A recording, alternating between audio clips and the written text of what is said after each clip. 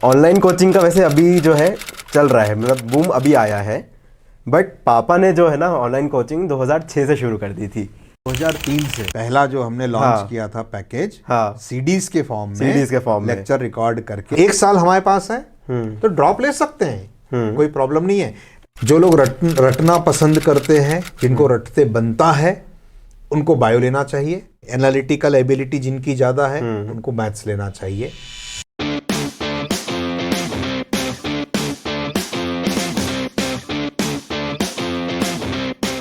थोड़ा सा नर्वस हूँ और एक्साइटेड भी हूँ आज के पॉडकास्ट के लिए। गुड। क्योंकि जो मेरे गेस्ट हैं वो है मेरे पापा, डॉक्टर इंजीनियर आलोक गुप्ता। पापा ने इलेक्ट्रॉनिक्स से इंजीनियरिंग करी है SGS ITS इंदौर, एंड उनको 30+ ईयर्स का एक्सपीरियंस है टीचिंग में। यस। तो पापा जी, कैसा लग रहा है आपको? Feeling very proud. हाँ, सामने डॉक्टर बेटा बैठा है और क्वेश्चन कर रहा है, तो एक फादर के लिए इससे प्राउड मोमेंट कुछ हो नहीं सकता। एक सपना होता है हर माँ बाप का कि उसके बच्चे उससे आगे जाएं, and truly feeling very very nice. ठीक है, तो आज का हम पॉडकास्ट शुरू करते हैं। जनरली जो है पापा JEE और नीट के स्टूडेंट्स को पढ़ाते हैं, तो क्वेश्चंस भी उसी से रिलेटेड रहेंगे आज के। तो सबसे पहला मेरा यही क्वेश्चन रहेगा कि कॉम्पिटिटिव एग्जाम्स नेसेसरी क्यों है हमारे देश में, क्यों होते हैं ये एग्ज़ाम्स? क्या है, हमारा जो देश है बहुत ज़्यादा religious wise, region wise, language wise बहुत सारे रीजन्स में डिवाइडेड है। हाँ, साउथ की कोई लैंग्वेज है वो हमको समझ नहीं आती, नॉर्थ वालों को। जो ईस्ट की लैंग्वेज है बंगला, वो हमको समझ नहीं आती, कम आती है। हाँ। और इतने ज़्यादा इसके वो हैं, और उसके हिसाब से सीजन वाइज, मौसम वाइज, वहाँ की कंडीशन के वाइज हर एक के अपने अपने बोर्ड्स बने हुए हैं। यूपी स्टेट बोर्ड अलग है, बिहार स्टेट बोर्ड अलग है, बंगाल में अलग है, MP का अलग है, यूपी है ना, इस तरह से दिल्ली बोर्ड अलग है। तो अब हर एक बोर्ड का एग्जाम देने के बाद में बच्चा किस लेवल पे है, हम कंपेयर नहीं कर सकते इनका आपस में। हाँ। कई बार ऐसा बोलते हैं कि लोग यूपी बोर्ड के एग्जाम जो होते हैं वो CBSE से टफ होते हैं। अच्छा, बोलते हैं। कई बार ऐसा बोलते हैं कि भाई जो गुजरात बोर्ड है वो CBSE से बहुत कम लेवल पे होता है। अच्छा। इजी क्वेश्चंस पूछे जाते हैं क्योंकि बिजनेस कम्युनिटी वहाँ ज़्यादा है।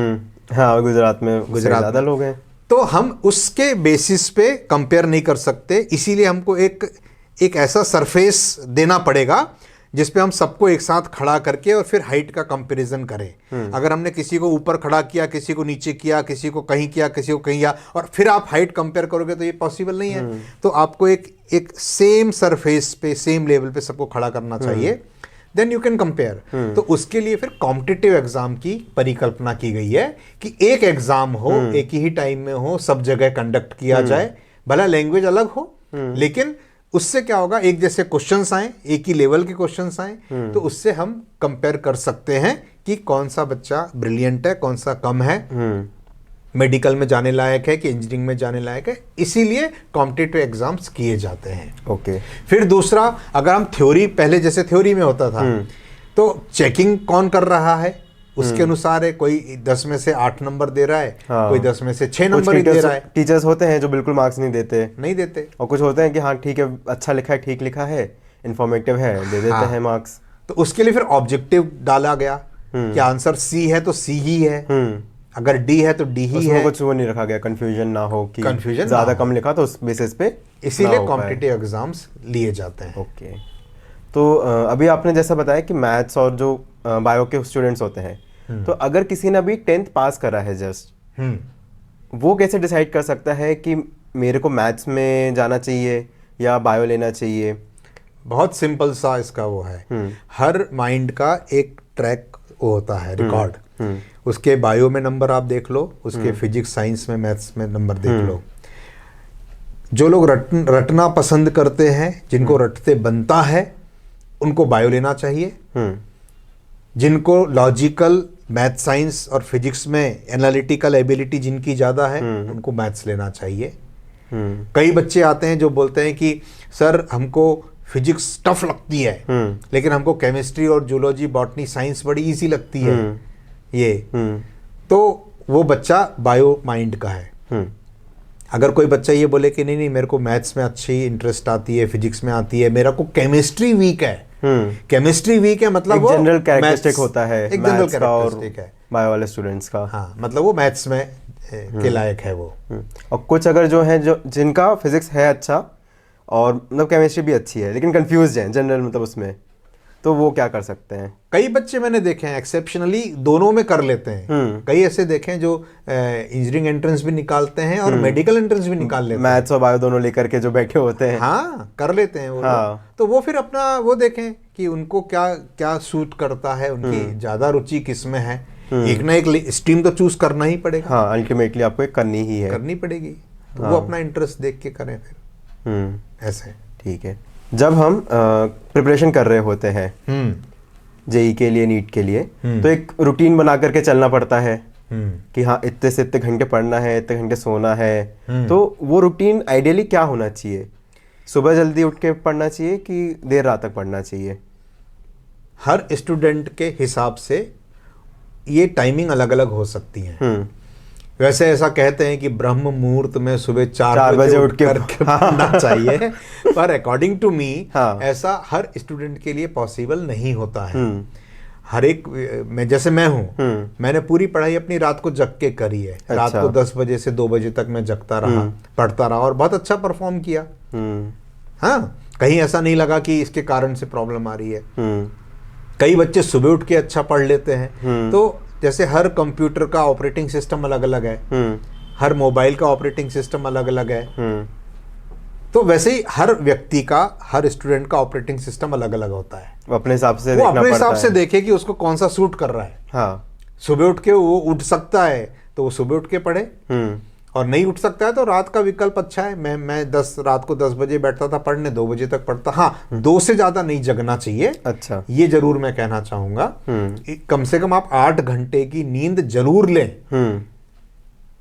बाई नेचर 12 घंटे का दिन, 12 घंटे की रात हमारे यहाँ पे चलते हैं। इंडिया में अगर हम देखेंगे तो इक्वेटर के पास है, इसीलिए। हाँ। तो हमको सदियों से, हजारों सालों से ये प्रैक्टिस में है कि हम सूरज निकले अपने काम पे लगें, खाए पिए, और सूरज डूबे हम अपना काम बंद करके सोने चले जाएं। इवोल्यूशन वाइज ऐसे ही ह्यूमंस, बॉडी ऐसे ही डेवलप हुई है हमारी, ऐसे ही सिस्टम हमारा ऐसे ही बना है।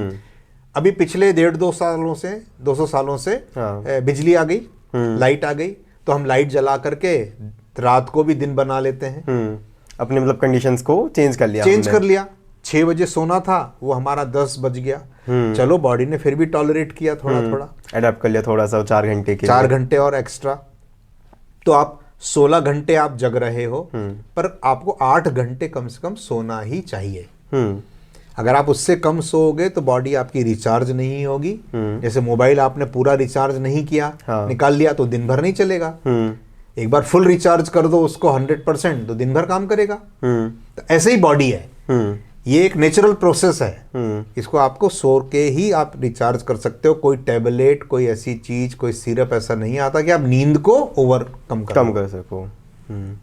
स्लीप का क्या मतलब सिग्निफिकेंस होता है? अगर आप पढ़ रहे हो जैसे, तो उसमें आपका स्लीप का क्या रोल है? रिटेंशन आपका इम्प्रूव करेगा? डेफिनेटली।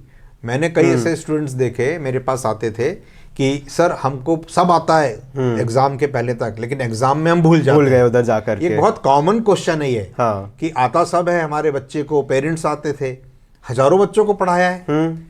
बहुत सारे बच्चों को ये शिकायत होती थी कि एग्जाम तक तो मेरे को सब आ रहा था, एग्जाम टाइम में, एग्जाम हॉल के अंदर मैं भूल गया, नहीं कर पाया। The reason is sleep. पिछली रात अच्छे से नहीं सोए नहीं आप ठीक से, आपने बॉडी को फुल रेस्ट करके, आपकी जो रिट्रीविंग कैपेसिटी है, नींद से क्या होता है, आपकी रीड राइट जो कैपेबिलिटी होती है वो इंप्रूव होती है। आपने सोया नहीं, फिर खाना खूब खा लिया, ऑयली खा लिया, हैवी खा लिया, तो उससे भी क्या होता है, बॉडी को पचाने में, डाइजेस्ट करने में पूरी एनर्जी लग गई, पूरी ऑक्सीजन वहां चली गई। तो उससे क्या हुआ, ब्रेन को ऑक्सीजन कम मिल रही है। कम मिल रही है तो ब्रेन ठीक से काम नहीं कर रहा है। ओके। तो खाना आधा खाएं, नींद पूरी लें। 8 आवर्स की नींद स्टूडेंट्स को लेनी ही चाहिए मेरे हिसाब से। कम नींद लेके काम चल सकता है, परंतु अगर आप अच्छा रिजल्ट चाहते हैं और पर्टिकुलरली कॉम्पिटिटिव एग्जाम में, क्योंकि वहां पे तो लिमिटेड टाइम में आपको सॉल्व करना 3 है, घंटे मिलते हैं वहाँ, रीड राइट की स्पीड आपकी बहुत तेज होना होनी चाहिए। नींद कम लेने से वो डिले हो गया, डिले हो गया तो आप पूरे टाइम में पेपर कर नहीं पाए। पापा इलेक्ट्रॉनिक्स इंजीनियर है तो थोड़ा रीड राइट वो इंजीनियरिंग वाली भाषा में थोड़ा बोल रहे हैं, पर समझ जाना तुम लोग। ऑब्वियस है, हाँ, एक टच आ जाता है वो भाई, बिल्कुल ऑब्वियस है, उस चीज का फर्क पड़ रहा है। हाँ। जो सिलेबस होता है हमारे कॉम्पिटिटिव एग्जाम्स का, तो उसको कैसे मैनेज करना चाहिए हमें? जो 3 सब्जेक्ट मिलते हैं, अगर किसी ने मैथ्स लिया है तो फिजिक्स केमिस्ट्री मैथ्स उसके 3 सब्जेक्ट हुए, और बायो लिया है तो similarly physics chemistry and bio. Syllabus manage कैसे करना चाहिए, क्योंकि आपके पास 2 साल है एंड उसमें आपको बोर्ड्स की भी तैयारी करनी है एंड आपको कॉम्पिटिटिव की भी, वो कैसे कर सकते हैं? मेरे हिसाब से तो जब हम 10th में रहते हैं तब हमारे पास में सब्जेक्ट वाइज साइंस भी होता है, उसमें फिजिक्स केमिस्ट्री जूलॉजी बॉटनी और मैथ्स भी होता है। उस 10th क्लास के टाइम पे ही हमको आइडिया लग जाता है कि हमारी जो कैपेबिलिटी है वो किस स्ट्रीम में जाने की है, बायो की, मैथ्स, आर्ट्स, कॉमर्स, इसका मेरे को ज़्यादा आइडिया नहीं है क्योंकि मैंने इन बच्चों को कभी पढ़ाया नहीं है, बायो या मैथ्स। अब एक बार आइडिया लग गया, फिर इंटरेस्ट आप देख लो, आपको क्या अच्छा लगता है उस तरफ ही आपको जाना चाहिए। किसी के कहने से या हमारा फैमिली बैकग्राउंड कैसा है, मेरे फादर डॉक्टर हैं तो वो मेरे को भी मेडिकल पढ़ना है, मेरे पापा इंजीनियर है तो मेरे को भी इंजीनियरिंग ही करना है, ऐसा कोई क्राइटेरिया नहीं होना चाहिए। मोस्टली वही चूज करते हैं बच्चे, चूज करते हैं डीएनए में, क्योंकि वो चीज रहती है। पर अपना इंटरेस्ट भी देखना चाहिए। दूसरा ये है कि अगर हम जो सब्जेक्ट भी लें उसके हिसाब से हमारी प्रिपरेशन होनी चाहिए। फिजिक्स केमिस्ट्री मैथ्स सबको हमको इक्वल ट्रीट करना चाहिए, पर ऐसा होता नहीं है। एक सब्जेक्ट के अकॉर्डिंग लगाव हो जाता है। एक आध सब्जेक्ट जरूर ऐसा फंसता है जो हमको टफ लगता है, तो हमको उस पर ज्यादा एनर्जी देने की जरूरत पड़ती है, फोकस उस पर ज्यादा करना चाहिए, फोकस ज्यादा करना चाहिए और उस हिसाब से हमको डिसाइड करना चाहिए ओके कि हमको कैसे करना है तैयारी शुरू। क्वेश्चंस जो होते दूसरा हैं, ये भी है कि अगर आप कॉम्पिटिटिव एग्जाम में जा रहे हो तो 11th और 12th आप अच्छे से बेस क्लियर करो, हर चीज आपके फंडामेंटल पूरे क्लियर करो, then 1 year for competitive exam अलग से रखो। ड्रॉप ईयर का लोग क्या करते हैं, वो डमी स्कूल ज्वाइन कर लेते हैं 11th 12th में, और उसमें क्या होता है थोड़ा सा बेस हमारा वीक हो जाता है। यहाँ पे ठीक है, सिलेक्शन करना है वो अलग चीज है, पर हमको एक नॉलेज वाइज भी तो हमको साउंड होना है ना, खाली सिलेक्ट हो जाना ही अल्टीमेट नहीं है। फिर 1 साल हमारे पास है तो ड्रॉप ले सकते हैं, कोई प्रॉब्लम नहीं है। पढ़ाई पूरी करने के बाद भी तो लोग 1 2 3 साल तक कॉम्पिटिटिव एग्जाम देते हैं नौकरी अच्छी पाने के लिए, कभी यहाँ तो कभी यूपीएससी, कभी सारे करते ही हैं, पीजी की तैयारी कर रहे हैं, तो हम इधर पे ड्रॉप ले सकते हैं, कोई इसमें हर्जा नहीं है। जो एक जनरली टैबू होता है लोगों को कि 1 साल ये पीछे हो जाएगा अपने साथ वालों से और बाकी सबसे। भाई आपने 12th तक किया ना, बेसिक एजुकेशन करने के बाद फिर कॉम्पिटिटिव का अलग एनवायरनमेंट है, उसके हिसाब से तैयारी, उसके रिक्वायरमेंट अलग है आपके लिए। यस, ओके, तो उसमें कोई हर्जा नहीं है। 1 या 2 ड्रॉप भी लेते हैं लोग, अगर आपके मन में है कि नहीं यही करना है। तो पढ़ाई पूरी करने के बाद भी कई बार ऐसा होता है कि हम 2 3 4 साल तक अटेम्प्ट करते रहते हैं अच्छी जॉब के लिए, होता है। हाँ, तो फिर काय को हम वो इसमें वो पाले अलग से कि हाँ क्यों इतना बर्डन लेना है, क्यों लेना। हाँ, ओके। क्वेश्चंस जो प्रैक्टिस करते हो आप कॉम्पिटिटिव एग्जाम्स के लिए, उनका क्या रोल है? कम क्वेश्चंस प्रैक्टिस करके थ्योरी पे फोकस करना चाहिए या फिर क्वेश्चंस अच्छे खासे प्रैक्टिस करने चाहिए? फाइनल एग्जाम में थ्योरी, कॉन्सेप्ट, फॉर्मूला, इनका कोई वो नहीं है। अल्टीमेट क्या है कि हमने कितने क्वेश्चंस सही अटेम्प्ट किए हैं 3 घंटे में फाइनल। हाँ, हमको पूरी अपनी तैयारी इसी पॉइंट को फोकस करके करनी चाहिए कि फाइनल एग्जाम में हम कैसा परफॉर्म करेंगे। जब कोई सोल्जर ट्रेनिंग में जाता है, पहले उसको थ्योरी क्लास में पढ़ाया जाता है कि गन कैसे चलती है ना, बम कैसे चलाते हैं, ग्रेनेड कैसे फोड़ते हैं, तमाम ट्रेनिंग दी जाती है। लेकिन अल्टीमेटली फिर उसको फील्ड में भेजा जाता है, निशाना लगवाया जाता है, लड़ाई लड़ी जाती है, और वही उसकी फाइनल ट्रेनिंग है। तो हमको फाइनल क्या करना है, क्वेश्चंस ही करने हैं। तो हमको पहले 10 ईयर्स के पूरे पेपर्स उस एग्ज़ाम से रिलेटेड सॉल्व करना चाहिए। अपना पहले बेसिक तैयारी कर लें, उसके बाद फिर उस पे फोकस, आपको 50% फोकस अपना उसी पे रखना चाहिए। ओके। जितने ज़्यादा आप प्रैक्टिस करेंगे, क्वेश्चंस की लिमिटेड टाइम है, सुबह दोपहर शाम, सुबह दोपहर शाम, एक पेपर आप, वही आपकी सही प्रैक्टिस होती है। खाली पढ़ लेने से, खाली हम रट लेने से, थ्योरी पढ़ लिया, फॉर्मूले रट लिए, उससे उतना ज़्यादा फर्क नहीं पड़ेगा। वो ज़रूरी है, हाँ, क्योंकि हमको क्वेश्चन सॉल्व करने हैं। तो फाइनल एम हमारा क्वेश्चन सॉल्व करने से ही होना चाहिए। और किसी भी एग्जाम में ऑब्जेक्टिव क्वेश्चन या जो भी एग्जाम है, उसी की पुराने पेपर्स उठा के सॉल्व करना ही फाइनल बेस्ट होता है। हाँ, ये तो देखा है कि अगर आप 10 ईयर्स के प्रीवियस क्वेश्चंस कर लेते हो तो आपको काफ़ी आइडिया लग जाता है कि हाँ, ये क्वेश्चंस रिपीट हुए हैं, हाँ, इस टाइप के क्वेश्चंस आते हैं, उससे आपको आइडिया लग तो जाता है। और वो बहुत फायदेमंद है, बहुत ज़्यादा। बुक्स आती हैं मार्केट में, सब मिलती हैं, 20 क्वेश्चंस टाइप के भी आते हैं, वो करना चाहिए। ऐसे क्या की फैक्टर्स हो सकते हैं कॉम्पिटिटिव एग्जाम्स के लिए जो लोगों को दिमाग में रखने चाहिए, लाइक क्वेश्चंस कर रहे हो या फिर जब भी पढ़ रहे होते हैं, कि हाँ, ये चीज़ें दिमाग में रखनी चाहिए? 6 पॉइंट्स हैं। पहला होता है स्पीड। कॉम्पिटिटिव एग्जाम्स में स्पीड सबसे इंपॉर्टेंट है।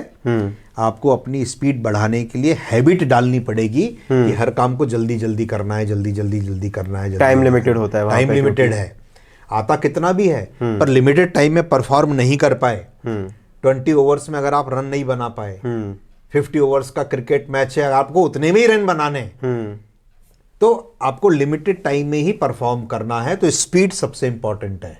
ओके। दूसरा जो होता है, कंसंट्रेशन आपका इंपॉर्टेंट है, क्योंकि अगर आप कंसंट्रेट होके कर पाओगे तो आप सक्सेस आपकी है। पर अगर आपका ध्यान इधर उधर भटक गया, कौन क्या कर रहा है, ये कर रहा है, वो कर रहा है, तो फिर आपका कंसंट्रेशन जहां लूज हुआ तो आपकी स्पीड कम हो जाएगी और आप फिर मिस्टेक्स ज्यादा करोगे। सिली मिस्टेक्स जो होती रहती हैं, काफ़ी होती हैं। एग्जैक्टली, मेरी भी होती थी काफ़ी जब मैं करता था। फिर वो अल्टीमेटली वो जो है आपको ध्यान देना पड़ता है उस टाइम पे कि कौन वो से सिली मिस्टेक नहीं है। हाँ, वो आपके लिए जरा सी मिस्टेक है, अरे यहाँ पे ऐड करना था, मैंने सबट्रैक्ट कर दिया। फॉर एग्जांपल, जिस लड़के ने साल भर नहीं पढ़ा, हाँ, और जिस लड़के ने पूरा साल भर पढ़ा है लेकिन वो मिस्टेक करके आ गया, उनमें फर्क नहीं रह जाता। सिली कह रहे हो, हाँ, वो एक्चुअली पूरा साल आपका डुबो देती है। It is not silly mistake. Concentration का बहुत रोल है इसके में। तो कॉन्सेंट्रेशन, स्पीड हो गया, कॉन्सेंट्रेशन हो गया। फिर उसके बाद में मेमोरी, आपको याद करना, फॉर्मूले रटना, ताकि जब एग्जाम हो तो आपको फटाखट खटाखट याद आने लग जाए। मेमोरी बढ़ाने के लिए रिवीजन करना, लिख लिख के देखना, है ना। दूसरों को पढ़ाओगे आप ना, तो भी आपको बहुत अच्छा कॉन्फिडेंस आ जाता है और आपकी ज़्यादा अच्छी तैयारी होती है। मैं अपने टाइम पे ऐसे ही करता था, पहले से पढ़ लेता था और क्लास के बच्चों को, 4-6 बच्चों को बैठ के, भाई आओ तुमको समझाता हूँ मैं। तो उनको जब मैं समझाता था, ये तो मैंने भी करा है। हाँ, बेस्ट तरीका है। हाँ। जब आप उनको समझाओगे, उनको एक्सप्लेन करोगे, तो आपकी अपने आप प्रिपरेशन हो जाती है। ठीक है, ये कर सकते हो। फिर उसके बाद में आपको मिस्टेक्स नहीं करना है। सिली मिस्टेक की जो मैं बात कर रहा हूँ, हाँ, इसके ऊपर ध्यान देना है। नॉलेज होना चाहिए। 10 ईयर के पेपर अगर आप कर लोगे तो आपको नॉलेज हो जाता है कि भाई कैसे क्वेश्चन कहाँ से आते हैं। कई बार ऐसा होता है, अरे ये टॉपिक तो हमको मालूम ही नहीं था, ये हमने पढ़ा ही नहीं था, जबकि दिया होता है वो। हाँ, लेकिन क्या है, सिलेबस में तो वो एक लाइन में लिख देंगे, हाँ, लेकिन उसके अंदर डेप्थ कितनी है ये तो मालूम ही नहीं है, ये तो होता है। हाँ, तो ये चीज़ें भी ध्यान रखना चाहिए। और ये इतने सब के बाद में फिर कॉन्फिडेंस भी होना चाहिए। बिना कॉन्फिडेंस के आप लड़ाई नहीं जीत सकते। आपके अंदर कॉन्फिडेंस होना चाहिए कि नहीं, आई विल डू इट। आने दो क्वेश्चन को। मैं, कई बार लोग डरते हैं, अरे सर एग्जाम है, क्या कर रहे हैं, बड़े नर्वस हो रहे हैं। तो मैं उनको एक ही बात बोलता हूँ, बचपन से आप अभी तक कम से कम 50 एग्जाम्स देख चुके हो। हर साल एक एग्जाम आ ही जाता है। एग्जाम नहीं, 2 half yearly, pre board, board, half yearly कुछ टेस्ट, बोर्ड, स्कूल का एग्जाम। ऐसे करते करते अगर हम 12 साल माने तो 24 प्लस जो टेस्ट वेस्ट होते रहते हैं, छोटे मोटे होते हैं। 50 एग्जाम्स आप दे चुके होते हो। हाँ। ये 51वां है। इसमें ऐसे हाय तौबा करने की क्या जरूरत है भाई? वही वैसे ही एग्जाम आप देने जा रहे हो। वो जो डर लगता है कि फेल ना हो जाए। अगर हो जाए तो दोबारा देंगे ना। हाँ। कोई फांसी पे कौन चढ़ा रहा है आपको? हाँ। है ना? अगर चलो फेल भी हो गए तो दोबारा अटेम्प्ट करेंगे। 2 अटेम्प्ट के बाद भी अगर नहीं हो रहा तो आप ये मान के चलो कि भगवान ने आपको इस काम के लिए नहीं भेजा है। अच्छा। आपको किसी और काम के लिए भेजा गया है, आप उस काम में लगिए। कोई ऐसा जरूरी थोड़ी है कि मैं इंजीनियर बन के ही इस देश की सेवा करूंगा या पैसे कमाऊंगा। पैसे तो वो आदमी ज्यादा कमाता है जो कम पढ़ा लिखा होता है। अगर पैसे ही कमाना है तो पढ़ने की भी जरूरत नहीं है। हाँ। क्या जरूरत है पीएचडी करने की और वो करने की? लेकिन हाँ, एक सम्मान पूर्वक सोसाइटी में रहना है, हर चीज में एक बैलेंस करके चलना है, एक सार्थक जीवन जीना है।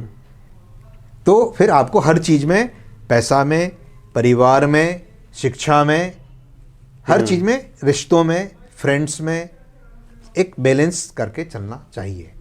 तो वो एक टोटलिटी में एक अच्छी जिंदगी हम जिसको कह सकते हैं। कई लोग आप देखो खूब पैसा कमा लेते हैं लेकिन बहुत दूसरे फ्रंट उनके सफर कर जाते हैं, परिवार को टाइम ही नहीं दे पा रहे हैं। एक बैलेंस होना चाहिए। हाँ, एक बैलेंस करके चले तो वो एक सही लाइफ है। धर्म भी होना चाहिए जीवन में, है ना? फिटनेस इंपॉर्टेंट है। कई लोग अपनी फिटनेस को लूज कर जाते हैं। तो हर चीज में एक बैलेंस करके चले तो अच्छा है। जैसे आपने अभी कंसंट्रेशन और मेमोरी की बात करी, तो क्या ऐसी चीज़ें हो सकती हैं जिनसे वो इम्प्रूव कर सकते हैं हम कंसंट्रेशन और मेमोरी को? कंसंट्रेशन 2 फैक्टर जो मैंने सबसे इम्पोर्टेंट बताए। एक तो खाना कम खाइए, ब्लड का सर्कुलेशन ब्रेन में अच्छा होगा तो आपका ब्रेन ठीक रहेगा। दूसरा, लाइट खाना खाइए, डाइजेशन प्रॉपर होगा। क्योंकि ऐसा कहते हैं कि जो गट्स होते हैं आते हैं और ये जो सिस्टम है वो इंसान का दूसरा ब्रेन कहते हैं। हाँ, मूड काफी उस पर डिपेंड करता है, लोगों वगैरह का। और बाकी चीजें बहुत सारी उस पर डिपेंड करती हैं। तो उसको आप अपना दुरुस्त रखिए। हैवी खा के, मसालेदार खा के, ऑयली खा के उसको आप खराब करते हो।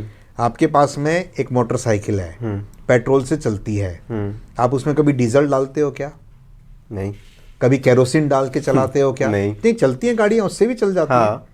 क्यों नहीं डाला आपने उसमें? कि इंजन उस हिसाब से बना है, खराब होगा। हाँ। आपकी जो बॉडी बनी है वो अच्छे खाने के हिसाब से बनी है जो आप डाइजेस्ट कर सको। आप दुनिया भर का अटरम शटरम खा पी के उसको खराब कर रहे हो, वो ब्रेन पे इफेक्ट कर रहे हो। तो अपना पेट को लाइट रखें, डाइजेशन दुरुस्त रखें, तो आपका कंसंट्रेशन अपने आप इम्प्रूव हो जाता है। अच्छा ही आपका नेचर अच्छा हो जाएगा, लाइट फील करोगे आप। और दूसरा, नींद पूरी लें आप। कंसंट्रेशन, नींद से भी बहुत फर्क पड़ता है। नींद पूरी लें और अपने आप वो बढ़ेगा, अपने आप बढ़ेगा। और फिर श्री यंत्र वगैरह भी आते हैं, उसको फोकस करते हैं आप लगातार। श्री यंत्र एक बहुत अच्छा जरिया है कंसंट्रेशन इंप्रूव करने का। अच्छा। उसके आप सेंटर में देखते रहो देखते रहो देखते रहो 5 मिनट डेली, उससे भी कंसंट्रेशन इंप्रूव हो जाता है। ओके। ओके।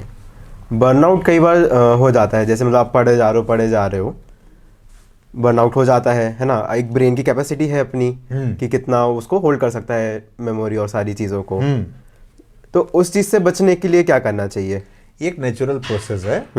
जो भी चीज़ आप करोगे, पढ़ोगे, बहुत ज़्यादा करोगे तो वो आपकी बॉडी रिस्पॉन्ड करेगी। उसको, उसकी लैंग्वेज को आपको सुनना चाहिए। बॉडी क्या कह रही है आपसे, हाँ, ये आपको समझना चाहिए। उसके अकॉर्डिंगली आपको नेचर को तालमेल करके उसके साथ चलना चाहिए, तभी आप अच्छा परफॉर्म करोगे। तो मतलब बीच बीच में ब्रेक लेते रहना चाहिए। डेफिनेटली, बिल्कुल लेना चाहिए। हर 1 घंटे 1.5 घंटे के बाद 5 मिनट का आप उठ के चल फिर के घूम करके आ जाओ और फिर पढ़ने बैठो। वो काफ़ी इफेक्टिव है। आइडियली कितने घंटे पढ़ना चाहिए एक दिन में, मतलब जब तैयारी कर रहे होते हैं? भाई कॉम्पिटिटिव एग्जाम की बात है। हाँ। तो इसमें आप कितने घंटे पढ़ना चाहिए ये तो क्वेश्चन ही नहीं होना चाहिए। अच्छा। 1 घंटा डेली अपने काम के लिए और खाने के लिए निकाल के रखें। बाकी पूरे टाइम आपको पढ़ना चाहिए। अच्छा। क्यों पढ़ना चाहिए? कारण क्या है? क्योंकि अगर हम नहीं पढ़ेंगे तो हमारा जो बगल वाला है कॉम्पिटिटर, वो तो तैयारी कर रहा है, वो तो पढ़ ही रहा है भाई कोचिंग क्यों जाना चाहिए? हाँ हम नहीं जाएंगे, चलो ठीक है, ऐसा कोई जरूरी नहीं कि कोचिंग जाने से ही सिलेक्शन हो रहा है। हम इसलिए जाते हैं क्योंकि हमारे दूसरे साथी दौड़ रहे हैं, तो हमको भी दौड़ना है। अगर वो चल रहे होते तो हम भी चला के काम चला लेते। अच्छा, यदि वो बैठ करके चल रहे होते तो हम भी बैठ जाते, पर वो तो दम लगा के दौड़ रहे हैं। तो हमें भी दौड़ना जरूरी है। कंपटीशन है ये तो। हाँ कई बार ऐसा होता है 80% वाले का सिलेक्शन नहीं होता। हाँ हमारे जब हमने पीईटी दिया था, हमसे पहले साल कट ऑफ जो था वो 80% था। अच्छा, कट ऑफ मतलब एडमिशन क्लोज। कब की बात होगी ये? 83 84 1984 में कट ऑफ हमारे एमपी का जो गया था वो 80% पे कट हो गई थी। हाईएस्ट गया था 92%। अच्छा, हम लोग भारी टेंशन में थे, हाँ खूब मेहनत करके पढ़ते थे। हमारे टाइम पे पेपर आए टफ, हाईएस्ट जो गया 72% गया, और कट ऑफ गया 53%। अच्छा, कंपटीशन है। हाँ इजी पेपर आया, सबके लिए इजी हो गया। हाँ, पेपर पे भी डिपेंड करता है पेपर काफी। आया, हाँ टफ पेपर आया, सबके लिए टफ। हाँ, इसमें परसेंटेज का कोई रोल ही नहीं है। हमको तो उतने पहले हजारों में पहले जितने भी सिलेक्शन होने उनमें हमको अपना स्थान बनाना है। तो आपको तो सब कुछ छोड़ करके तैयारी करना है। अच्छा, हर चीज छोड़ के तैयारी करना है। घूमना फिरना, इधर उधर जाना सब बंद करके, सब एक दो साल के लिए सब क्लोज। झोंकना पड़ेगा, तब आप मान के चलो कि आपका अच्छा रिजल्ट आएगा। अभी जैसे आपने बताया कि कई लोग होते हैं जो ऐसे घर पे बैठ के भी कोचिंग नहीं जाते, कर लेते हैं फिर भी वो, तो कोचिंग की कितनी वो होती है, मतलब कितना परसेंटेज कोचिंग का हाथ होता है किसी भी सिलेक्शन के पीछे बच्चे के? ट्रेनिंग की इंपॉर्टेंस तो है। भाई हम जब कुछ नहीं कर रहे, या तो हमको कोई गाइड करने वाला हो तो हमको समझ में आएगा। कॉम्पिटिटिव एग्जाम्स की तैयारी करना बिना गाइडेंस के ये थोड़ी सी मुश्किल है। 90% लोगों को पता भी नहीं होता है कि तैयारी कैसे करनी है, कैसे क्वेश्चंस आते हैं, इवन कहाँ से आते हैं, न्यूमेरिकल्स कितने आते हैं, थ्योरी क्वेश्चंस कितने आते हैं, तमाम ऐसी चीज़ें होती हैं। मैंने देखा है बहुत ब्रिलियंट बच्चा है, उसने न्यूमेरिकल्स फिजिक्स में जैसे सॉल्व करने की प्रैक्टिस ही नहीं करी। अब वो कितना ही ब्रिलियंट हो, टॉपर हो, लेकिन फिर वो खाली थ्योरी क्वेश्चंस के दम पे कॉम्पिटिटिव एग्जाम नहीं निकाल पाएगा।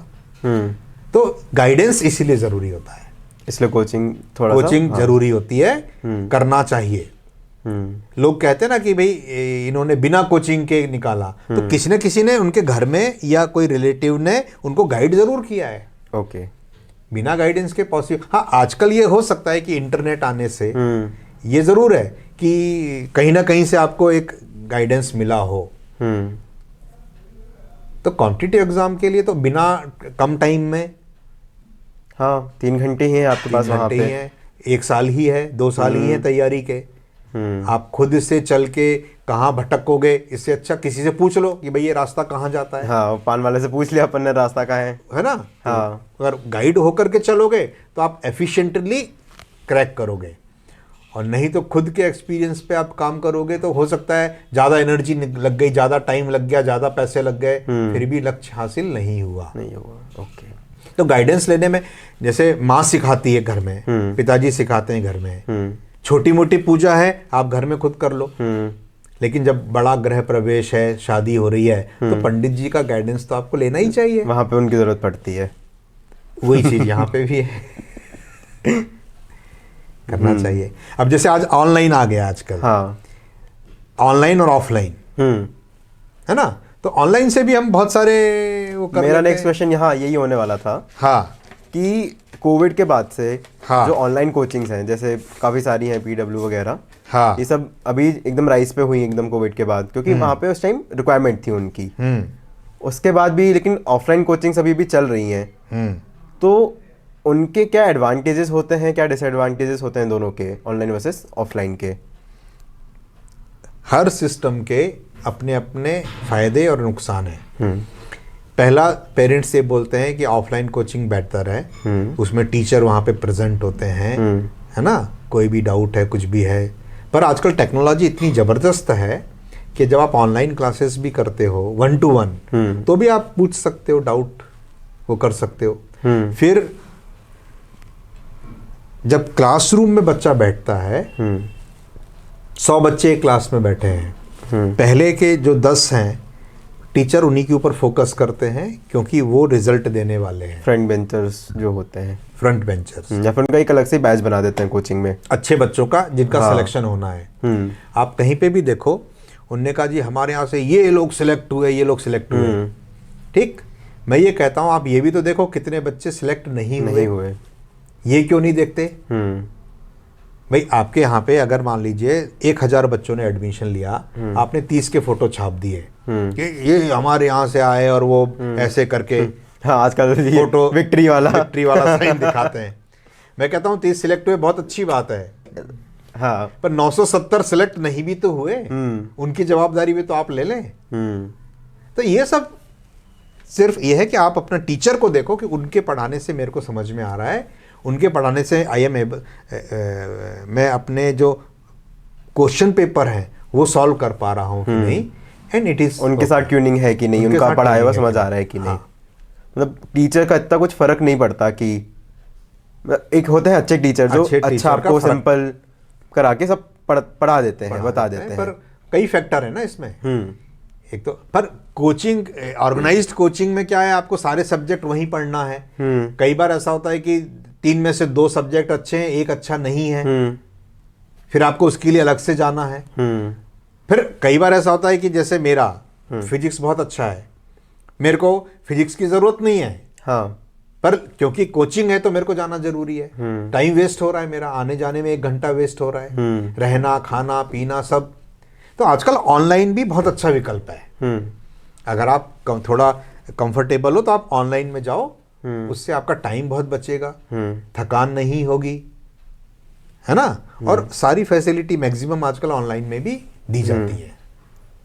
ओके, कर सकते। एक चीज़ मैं ऐड करना चाहूँगा यहाँ पे, ऑनलाइन कोचिंग का वैसे अभी जो है चल रहा है, मतलब बूम अभी आया है, बट पापा ने जो है ना ऑनलाइन कोचिंग 2006 से शुरू कर दी थी। उनके सीडीज डीवीडीज वीडियोस जो हैं वो 2006 से इस चीज़ पे काम कर रहे हैं। मतलब काम क्या उनका तब से 2003 से पहला जो हमने लॉन्च किया था पैकेज, सीडीज के फॉर्म में लेक्चर रिकॉर्ड करके, एक बड़ा कैमरा हमने लिया था और उससे रिकॉर्ड करके 2003 में, ये पैनासोनिक वाला, हाँ, ये हमने 2003 में हमारे जो सीएम थी उस समय, उमा भारती जी, उनके कर कमलों से हमने लॉन्च किया था 2003 में, 6 जनवरी 2003।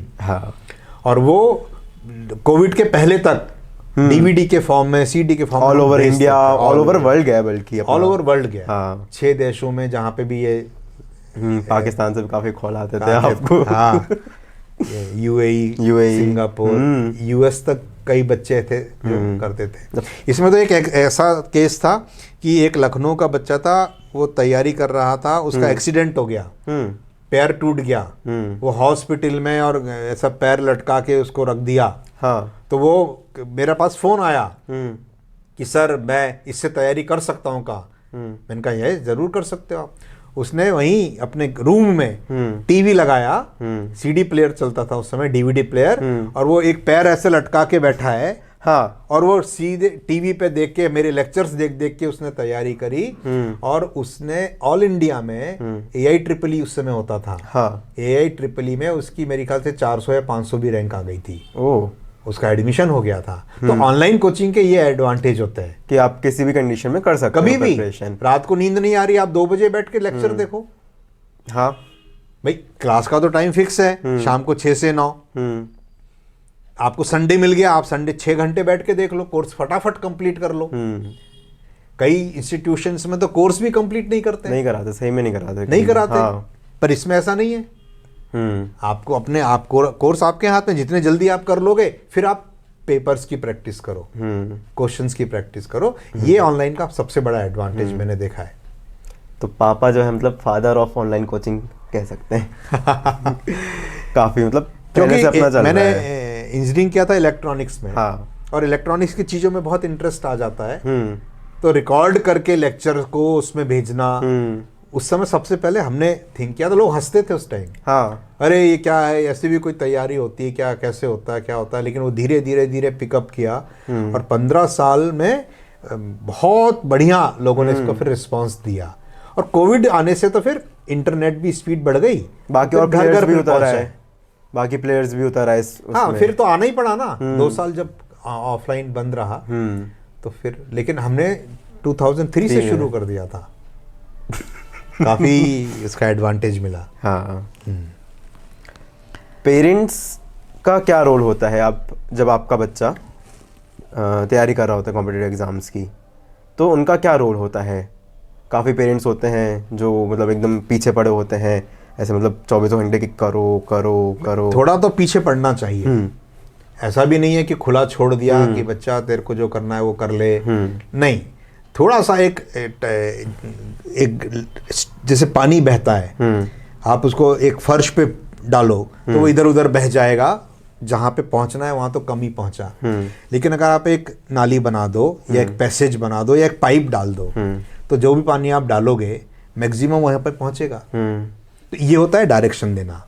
तो पेरेंट्स जो होते हैं वो भी बच्चे को, अपने बच्चे को समझते हैं कि उनके अंदर कितनी ब्रिलियंसी है, उनकी क्या हैबिट्स हैं, क्या है कैसा है, तो वो गाइड करते हैं। तो उनको मानना चाहिए बच्चों को, यहाँ उनको इतना एक्सपीरियंस है, वो उस रास्ते से गुजरे हैं।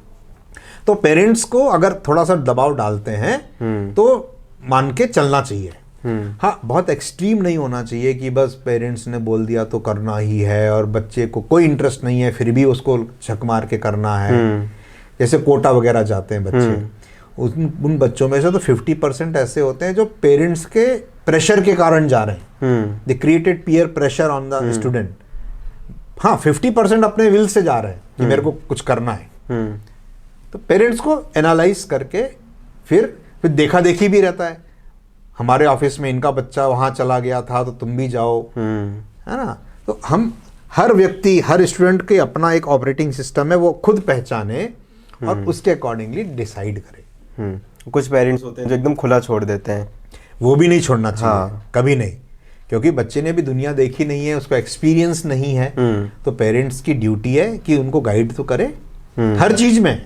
भाई फर्स्ट जो टीचर होती है वो माँ होती है ना।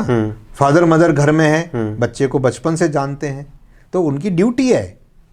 अगर किसी बच्चे ने इन पेरेंट्स के यहाँ जन्म लिया है तो ये अभिभावकों की जवाबदारी बनती है कि वो उनका मार्ग प्रशस्त करें, सही उनको सही गाइडेंस दें। ये तो उनकी ड्यूटी है। सपोर्ट किस तरीके से कर सकते हैं बच्चों को अपने? Emotional support number 1, financial support number 2, ठीक। और इन दोनों के अलावा जो उनको, अगर पेरेंट्स पढ़े लिखे हैं, समझते हैं, तो उनको रिसोर्स जनरेशन, मतलब कहाँ से मैं इसको क्या बता दूं, क्या ला दूं ताकि उसको हेल्प मिले, ये नंबर 3। ओके। फिर माँ क्या करती है, खाना पीना, चाय कॉफ़ी हर माँ करती है, वो उनकी ड्यूटी है। भाई बच्चा रात को देर तक पढ़ रहा है तो माँ चाय बना के दे देगी, चाय पी ले बेटा, चाय पी ले बेटा, ये खाना है उसकी पसंद का बना दे, फ्रूट्स काट के ला देती हैं, फ्रूट्स का, ये माँ की ड्यूटी है। हाँ। और कई बार माँ भी हेल्प करती क्योंकि खुद भी पढ़ी लिखी है आजकल। तो ये तो एक टीम वर्क है, पूरा फैमिली जो मिल करके, फैमिली, टीचर्स, स्टूडेंट सब मिल करके सक्सेस, मतलब सक्सेस एक व्यक्ति के कारण नहीं होती है, is a team work. Okay. एक फाइनल टिप आप जो स्टूडेंट्स को देना चाहेंगे जो भी प्रिपरेशन कर रहे हैं उनके लिए? प्रिपरेशन कर रहे हैं, फाइनल टिप देना चाहेंगे तो आप अपने को देख करके डिसाइड करो आपको किस फील्ड में जाना है। कोई जोर जबरदस्ती नहीं है, क्योंकि आजकल तो इतने सारे फील्ड हैं कि आप कहीं भी जाके बहुत अच्छा कर सकते हो। एक एवरेज स्टूडेंट भी हैं, कई लोग आप देखिए ब्लॉग बना के कमा रहे हैं, कई लोग है ना, डांस कर रहे हैं, हाँ डांस कर करके लाखों कमा लेते हैं। तो ऐसा कोई जरूरी नहीं है कि पढ़ लिख के ही आप अच्छी जिंदगी जी पाओगे, पर एक सम्मान पूर्वक जीने के लिए पढ़ना लिखना चाहिए, खुद के नॉलेज के लिए और काम आता है। बाकी फिर आप खुद डिसाइड करो कि आपको किस लाइन में जाना है, और जो भी आप करो उसको फिर जोरदार तरीके से करो। ढीला ढक्कन का काम नहीं होना चाहिए कि अरे भाई कर लेंगे तो देख लेंगे, तो आज मैं यहाँ कर लूंगा, कल से पढ़ूंगा वाली वो जो बीमारी होती है, ये नहीं है। या तो करना है तो करो, जबरदस्त तरीके से करो, और नहीं करना तो टोटली बंद करो, कुछ और देखो। ओके। पेरेंट्स को एम्बिग्विटी मतलब संशय में मत रखिए। आपकी लाइफ है, अच्छे से जीना है, तो आप उसको अच्छे से जियो, जो भी करो अच्छे से करो। ओके। और सिलेबस के अलावा एक कोई ऐसी बुक, मतलब जो हम पढ़ते हैं मैथ्स वगैरह, फिजिक्स, केमिस्ट्री, इनके अलावा कोई ऐसी बुक जो लाइफ में या फिर इस जर्नी के दौरान हेल्प कर सकती है काफ़ी? अभी जब तक आप प्रिपरेशन कर रहे हो कॉम्पिटिटिव एग्जाम की, तो आपको सिर्फ अपने कोर्स की और जो कंपटीशन में क्वेश्चंस आने हैं उसके अलावा कुछ नहीं करना है। ओके। जब सिलेक्ट हो जाओ, कॉलेज चले जाओ, तो फिर लाइफ में जिंदगी जीने के लिए बहुत अच्छी अच्छी बुक्स हैं जो हमने भी कॉलेज टाइम में पढ़ी थी। एक एलन पीस की बुक थी, how to win friends and influence people, Dale Carnegie की। डेल कार्नेगी जो आपने, डेल कार्नेगी की मैं सबको देता हूँ। हाँ। How to win friends and influence people, body language, body gestures, Allan Pease की थी, जिसमें ये पता चलता है कि कोई अगर ऐसे बैठा है तो क्यों बैठा है, क्या सोच रहा है, ऐसे बैठा है तो क्यों सोच रहा है। बहुत सारे अच्छी अच्छी बुक्स हैं वो भी पढ़नी चाहिए। उससे आपको लाइफ कैसे जीना है उसका आइडिया लगता है। पर अभी कॉम्पिटिटिव एग्जाम की बात हो रही है, तो अभी आप कुछ नहीं करना, सिर्फ सिलेबस का पढ़ना है। ओके, ठीक है। तो आई गेस इसके साथ आज का हम पॉडकास्ट एंड करते हैं। काफ़ी बढ़िया मज़ा आया। ओके। एंड होपफुली और भी पॉडकास्ट हम प्लान करेंगे। Sure sure sure. जो एक्सपीरियंस है इसीलिए इसी फील्ड में है, तो इसका ज़रूर फ़ायदा उठाएंगे। ठीक है। Thank you thank you very much. Thank you.